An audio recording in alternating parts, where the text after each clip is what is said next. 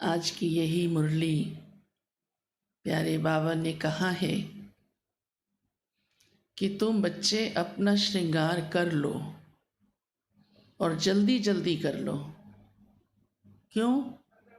क्योंकि विनाश सामने खड़ा है। उस समय श्रृंगार करने का समय नहीं होगा। उससे पहले ही बाबा कहते हैं कर लो। और वो क्या श्रृंगार है? योग बल। अपनी आत्मा को पावन बनाओ, चमकाओ। शरीर को बाबा कहते हैं चमकाने की जरूरत नहीं है, वो तो विनाशी है। उसमें तो ममत्व भी नहीं रखना है। कितना भी देखो इसको हेल्दी बनाते हैं। हेल्दी बनाना अच्छा है, लेकिन कितने समय तक चलता है? आखिर तो कोई कितना भी कुछ कर ले, कितना समय तक खत्म तो हो ही जाता है। लेकिन आत्मा को बाबा कहते हैं पावन करो। पावन करना ही चमकाना है। पवित्र बनाओ, और वो बनेगी योग बल से। और कोई विधि नहीं है, कोई विधि नहीं है। कितने मंत्र पढ़ लिए, जप कर लिए, हाँ, शास्त्र पढ़ लिए, आरतियां कर ली, व्रत रख लिए, बहुत कुछ, लेकिन आत्मा चमकी नहीं। सभी की तमो प्रधान, कलयुग बना तमो प्रधान रही। पर बाबा आकर के अब, इसीलिए तो बाबा आता ही किस लिए? हमारी आत्मा को शुद्ध करने, पावन करने। इसलिए ही उसको पतित पावन कहते हैं कि आत्माएं जब पतित हो जाती हैं तो बाबा आकर के पावन करता है। और कैसे पावन करता है? ज्ञान और योग से। तो योग का बल चाहिए। एक है योग, एक है योग बल। इतना शक्तिशाली योग हो जो वो बल का काम करे। हाँ, जब कोई कार्य मेहनत से, बल से किया जाता है तो अच्छा होता है, परफेक्ट होता है। तो बाबा कहते हैं आत्मा तब चमक जाएगी। और शरीर से ममत्व निकलेगा तो योग बल होगा। अगर शरीर में ममत्व रहेगा तो योग बल भी नहीं हो सकता है। और साधारण योग से आत्मा चमकेगी नहीं।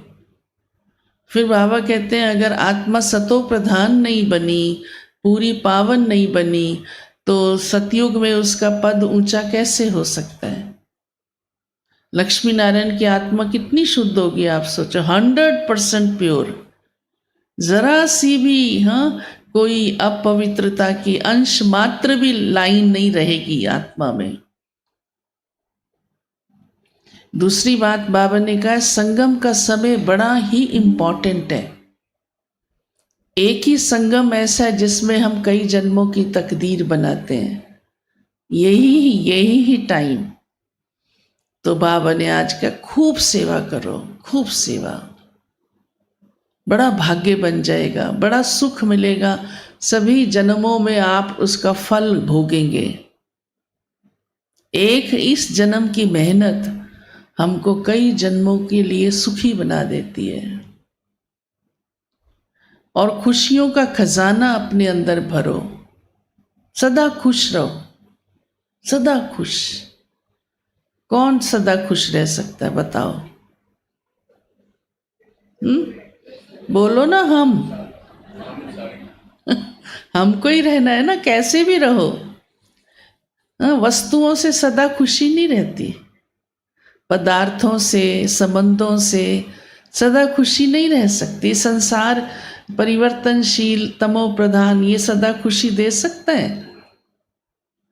खुशी का खजाना, खुशी बहुत बड़ा खजाना है। और वो अंदर भरता है, अंदर, अंतर आत्मा के अंदर। तो वो बाबा कहते हैं इस संगम पर ही जितना आप ये खजाना भरते जाएंगे तो भी आत्मा का भाग्य चमकेगा। खुश रहना मुश्किल थोड़ा है, खुशी के लिए खर्चा करना पड़ता है क्या, और ही खर्चा कम हो जाता है। सचमुच जो खुश रहता है ना उसकी डिमांड्स नहीं रहती, आप नोट करके देख लो।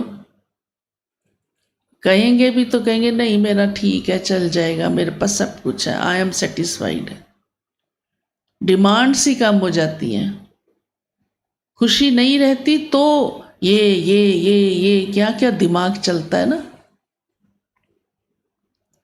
तो बाबा कहते हैं इसलिए खुशी का खजाना भरो और सेवा खूब करो, खूब सेवा। संगम माना सर्विस सर्विस सर्विस।